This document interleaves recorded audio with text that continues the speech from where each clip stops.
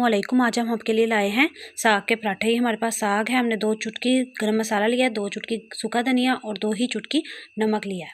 अच्छी तरह से इसको मिक्स करेंगे आप। अगर आप भी झटपट से मज़ेदार से साग के पराठे बनाना चाहते हैं तो हमारी फुल वीडियो देखें और वीडियो को लाइक करें, शेयर करें, हमारे चैनल को सब्सक्राइब करें। ये देखिए, अब हम रोटी को बेलना शुरू कर दिया है। छोटे छोटे से हमने 2 पेड़े लिए हैं और इसको इतना साइज़ का बेल लेंगे। इसके बाद इस पर साग लगाएंगे।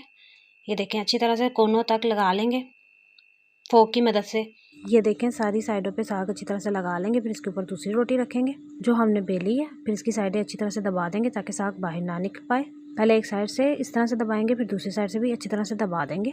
यहाँ पर आपने एक बात का बड़े अच्छे से ध्यान रखना है कि आपने यहाँ पे बेलना यूज़ नहीं करना। अगर आप बेलना यूज़ करेंगे तो साग फिर बाहर निकल आएगा। आपने इसे हाथ की ही मदद से बड़ा करना है।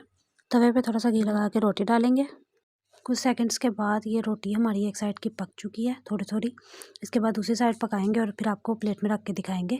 ये देखें, हमारा साग वाला पराठा तैयार है और आप देख सकते हैं कि साइडें हमारी कितनी ज़बरदस्त पकी हैं। साग साइडों पे सारा लगा हुआ है, कोई भी साइड खाली नहीं है। हमारा पराठा तो बहुत अच्छा बना है। हम तो गरम गरम पराठा एंजॉय करने लगे हैं।